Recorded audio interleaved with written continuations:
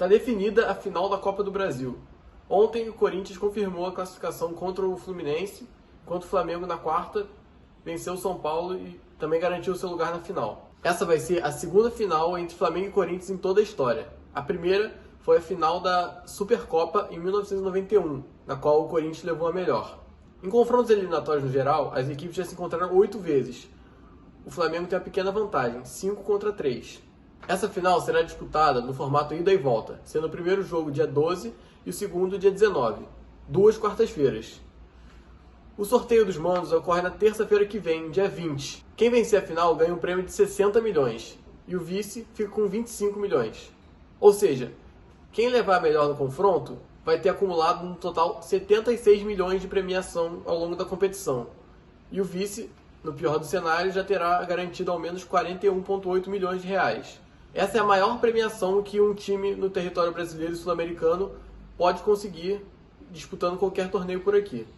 Falando um pouco do jogo, é um pouco difícil de fazer uma análise mais precisa de como a final vai se desenrolar, porque ainda falta muito tempo até o jogo e as equipes podem sofrer algumas mudanças, pode acontecer algum imprevisto, então é muito difícil de prever como tudo vai acontecer. O que pode se dizer até o momento é que as duas equipes são muito fortes historicamente jogando dentro de casa. Ou seja, quem fizer o primeiro jogo em casa e por acaso sair com a vantagem, pode ser decisivo para saber quem vai levantar a taça no final das contas. A campanha em casa do Corinthians é simplesmente assustadora, fazendo um total de 13-1 no agregado, somando a terceira fase, as oitavas, a quarta e a semi. O Flamengo também não fica para trás, ainda não tomou gols e tem um agregado de 5-0 jogando em casa, pela Copa do Brasil. Entretanto, o Flamengo é conhecido por ser a pedra no sapato do Corinthians jogando em Itaquera. Nos últimos 12 jogos, o Flamengo ganhou 10, empatou 1 e perdeu apenas 1. Ou seja, o Corinthians, apesar de ser muito forte dentro de casa, o Flamengo sabe muito bem como vencer o Corinthians sob seus domínios. Esse confronto já aconteceu esse ano pela Libertadores, na qual o Flamengo levou a melhor. Mas o que a gente pode falar que mudou até aqui, daqueles jogos até hoje, né? O Corinthians teve a saída do William, que era tido como um grande jogador, mas não vinha dando certo.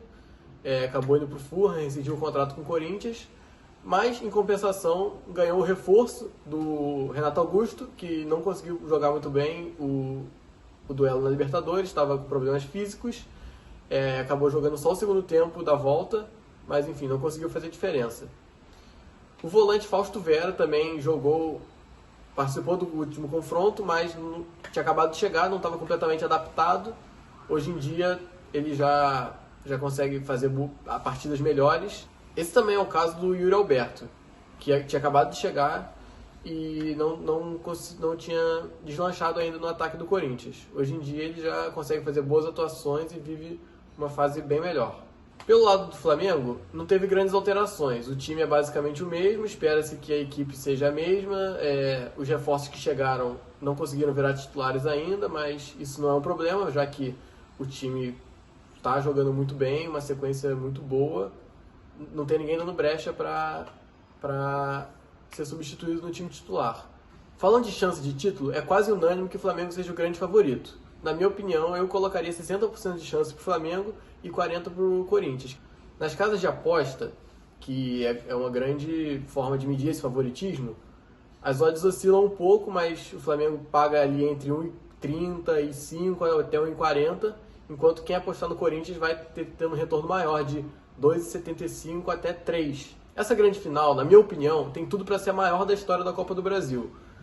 Isso porque, de 2013 para cá, teve uma mudança de regulamento e os times que disputavam a Libertadores agora estão participando também da Copa do Brasil, o que torna o nível técnico da competição muito maior. De lá para cá, tivemos boas finais e a que eu mais me lembro aqui que pode ter um tamanho parecido foi o clássico de Cruzeiro e Atlético em 2014, mas eu acho que, visto o nível dos times do Flamengo e do Corinthians, a qualidade dos jogadores que vão estar em campo, a grande rivalidade, que não é maior do que a do Atlético e do Cruzeiro, obviamente, mas são dois times nacionais com as duas maiores torcidas, com grandes craques, e por isso essa tem tudo para ser a maior final da história da Copa do Brasil. Mas essa é apenas a minha opinião. Você concorda, discorda, você acha que teve alguma outra final que foi maior? Quem que você acha que vai ganhar o título? Deixe aí nos comentários, quero saber a opinião de vocês. Muito obrigado por você assistir até aqui. Quem puder, lembra de dar o like, se inscrever, compartilhar o vídeo, quem puder. Vai estar ajudando muito aqui no crescimento.